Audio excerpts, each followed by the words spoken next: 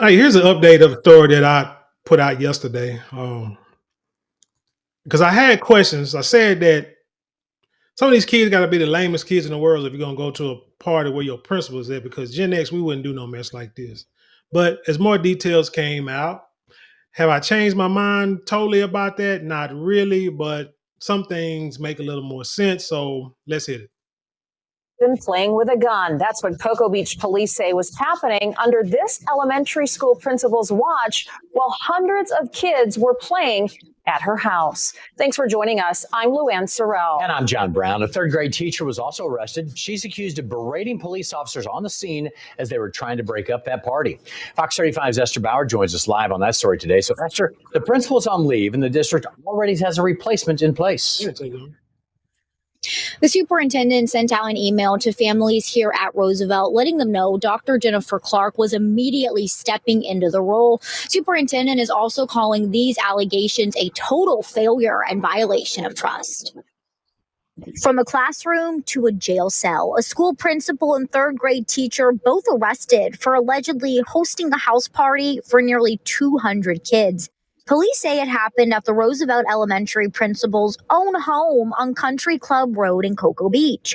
Many were drunk, and one child was so intoxicated they passed out on the front lawn. Police say that child was shaking and vomiting in the grass. We have interviews with juveniles who stated that she was present early in the night, directing juveniles how to set the party up. On Monday, Fox 35 peeled through new charging documents. It says the school principal, Elizabeth Hill-Brodigan, told police officers she would shut the party down after numerous noise complaints, but never did. The arrest report also says her... I'm still trying to figure out how. I'm looking at the house. I know I'm sure the backyard wasn't that big. How do you host a party on that street with nearly 200 children? I mean, where are the cars parked? They got to be up and down the street. And my question was back, in the original video was nobody complained. But when you look at the documents and I read other stories, they said these parties happen at least once or twice a month. So I'm not understanding how she was able to do this. And the parents, and you know what, and I would get it because you gotta think like a child, not really as a parent. Which is why, as parents, you can't let your kids go out every freaking weekend and can't just let them go. Yeah, just can't let them go out all the time. They kids, they're gonna want to do something all the time. Maybe once a month, maybe. But you think like a teenager, you can say, "Hey, I'm going to this party. My old elementary school principal is throwing a party, so everything is cool. She ain't gonna let nothing bad happen to us. Everything will be cool."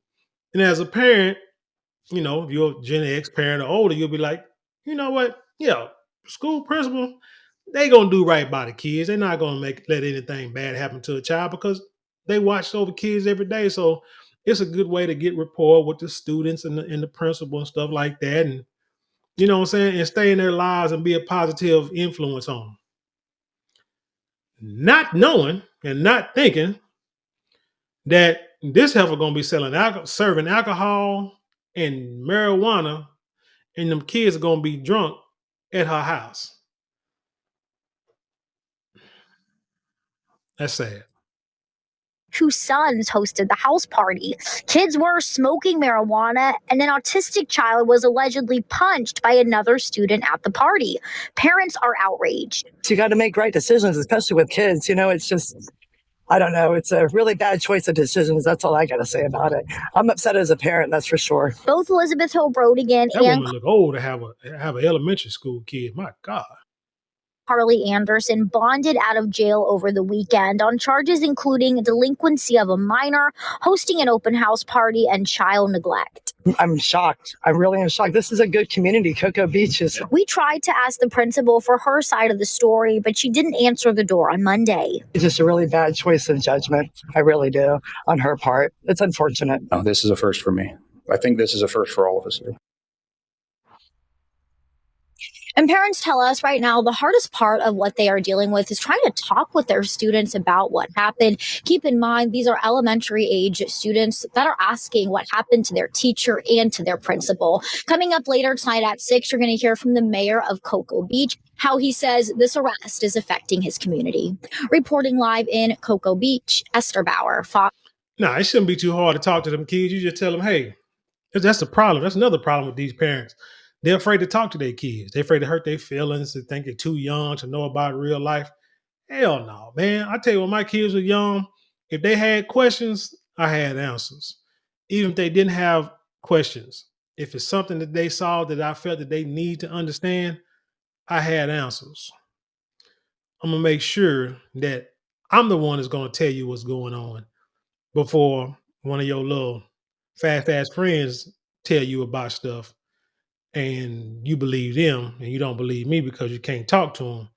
And then so many umpteen years later, 20 something years later, my children can still call me with and tell me about anything that's going on in their life or call me and ask me about, my opinion or my expertise or my suggestions on anything, on a lot of stuff. So that's the relationship you should have with your children.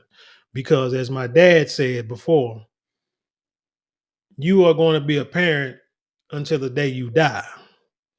And anyone who says they stop being a parent at 18, those are piss poor parents. Because I know I'm in my 40s and I still call my mom and dad for advice. Hell, I talk to anybody that's older, younger too. Still, but my point is, I still talk to my dad for wisdom, my mother for wisdom, even at this age, because I don't know it all.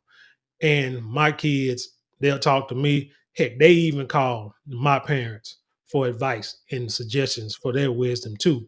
So that's what you hear. That's what you supposed. That's what you're here for the younger ones. And when folks acting like they don't want to be a parent at 18, kids got to go, you on your own and stuff like that. This is why the music, the rap music that's out now, this is why these younger kids gravitate to all that negativity so easy because their parents don't want to talk about it. Their parents don't turn the radio off. Their parents don't turn on classical music, jazz music, gospel music, old school R&B music, whatever the case, when they're in the house. They let their kids listen to whatever the hell they want to, and then you want to know what the problem is. And then when they hear their kids listening to the music, they don't have them shut it off, or watch certain videos, they don't have them shut it off. They don't have them turn on something different. They don't explain it to them. And then they want to know what the problem is. They got these devices that they stay on 24/7. They don't monitor them. They don't be nosy. They just let them live their life and say, well, they're just kids. They got to grow up. Hell no, they don't. They grown when they get grown. When they're younger is the time where they're learning and you're teaching 24 hours a day, 7 days a week. That's what you're supposed to do because the problem, because you know what's going to happen? Kids are going to make decisions, dumb decisions anyway. Hell, grown-ups do it. But kids are going to make dumb, retarded decisions anyway. Your job is to make sure they make as few dumb decisions as possible. And you tell them, hopefully, the choices that you make, you can walk away from or you can live to tell the story when you get older and you learn from it, no matter what you learn from it.